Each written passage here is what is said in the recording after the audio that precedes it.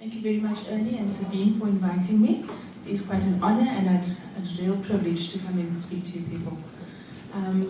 Some of you, or most of you, manage attractions, and that's why I need to speak to you. Maybe a brief background if you haven't read it yet, my biography. I am a Capetonian, born and bred Cape-coloured, as the old terminology used to be. Why I need to mention that is because for many years, under the apartheid system, I never knew what apartheid was because I'm fair-skinned. I could get into any bus, go to Muizenberg Beach, and no one would know the difference. All of a sudden, at the age of 25, I was married 1 year, and then I was disabled. Now that hits you pretty much in the face, not only for me, but for people out there who see me. Immediately you're disabled, and with a South African background, we think, oh my word, this is contagious. She's brain dead. Oh my word, she's going to ask for money. One little experience I had with my husband years ago. We were at the waterfront shopping and we forgot something. And I said, don't worry, I'll wait outside for you. That day I still had a manual chair, so it was much more effort getting around. He said he'd run inside, and the lady came out and threw 5 rand in my lap. And I said, sorry, what is this for? And she said, aren't you begging? I said, no. That is the mindset that I live with every day of my life. Not knowing apartheid and now being discriminated against because of my disability. That is the same mindset we find at the majority of attractions within South Africa, Cape Town.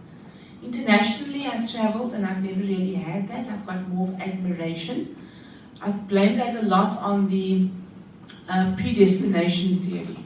That people say, well, you were predestined to be there and the gods are with you. In South Africa, it's either because of prejudice or because of, what is the word I'm looking for? Bewitched. Maybe I was bewitched or something like that, and that's why I ended up in a wheelchair. So most times people look at people with disabilities as being impoverished, low education, they're living off the government, getting a disability grant, they are institutionalized. They're people basically whose life had come to an end, and because they're brain dead, what on earth would they want to go to attractions for? That is a misdemeanor. People with disabilities, I'm fortunate to have finished my schooling and I've established myself in a business relationship or corporate environment. So that's a bygone. And in fact, internationally, we need to look at the market as it's a very niche market. People with disabilities internationally get disability or mobility grants. They don't want to spend their cold winters in the UK, they want to come to a lovely country. I mean, we wouldn't say this is winter in Cape Town today. Yesterday and today, both beautiful days. So we need to tap into those markets, but in order to tap into those markets, we need to make our places more accessible. One of the things that I've also experienced is that the discrimination that goes with it. We don't want to go the route.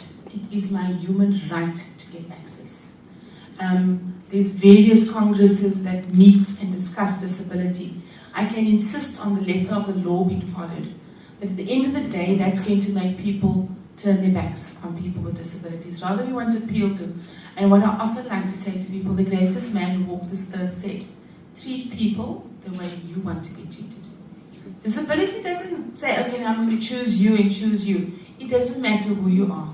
I was 25 when I was involved in a car accident, which left me paralyzed. I don't have the use of my fingers, and I've got no feeling from above the breast down, which means I've got no control over my bowel or bladder. The last thing on earth I want to face is people who discriminate against me because they see I'm in a wheelchair. I'd like now to just show you some case studies that I have done on accessibility. And unfortunately, if some of you are here, then please try and benefit and hear what I'm trying to say from my heart of why we need things to be more accessible. Okay, here we've got the one, Rondevlei Bird Sanctuary. Beautiful place. Compared to Rietvlei out in Milnerton, Rondevlei is marvelous. It's got a lookout point, it's got toilets, everything. It's got hippo and a variety of birds. Next, please. They've done an upgrade. The city volunteered to do an upgrade of the old, if you look at the picture on your top left, the bottom part has got the wood. So they've done a brick paving section.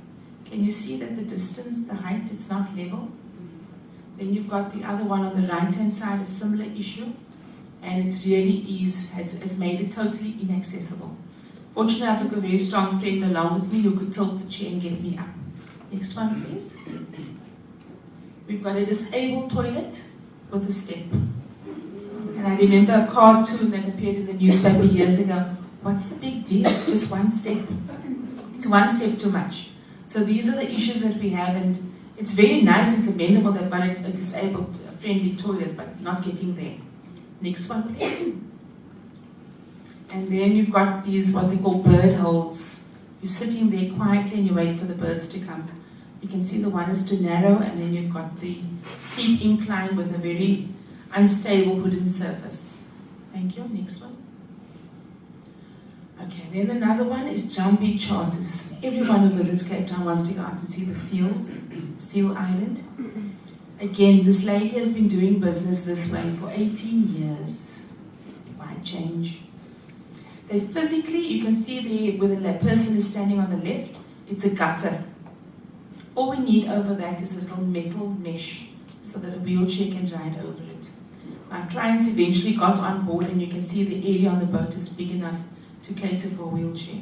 Next one, please. There's the gutter. There's the step up to their offices. But we can't get in. I went there personally because I thought the personal touch would be better. And the owner was in store, but she was busy talking to somebody else. And I approached the guy and I said, "Can you please come here?" And he looked at me like, "Is she crazy? I'm not going to go anywhere near." And that is the problem that we face. We need to change our mindset. International clients have got the money to spend here, but we need to make it accessible to them. I think there's one more slide. Okay, then getting onto the boat. The picture on the left, I have no idea why they've put... Okay, maybe it used to be on wheels because the boat moves. But surely we could have one level board and not two steps entering with maybe 360-degree turning wheels. And then getting into the boat, see the 5 steps down on the left? Next slide, please. So my client had to be helped out, and I will be carried down those 5 steps. That is not only an infringement of his right to dignity, but it is also a major health and safety issue. If that client falls, locals will say, "Oh, don't worry, it's fine." Internationals will sue their butts off. And that 18 years of business that they've built up will become zero. Thank you. So this is what the problems that we face.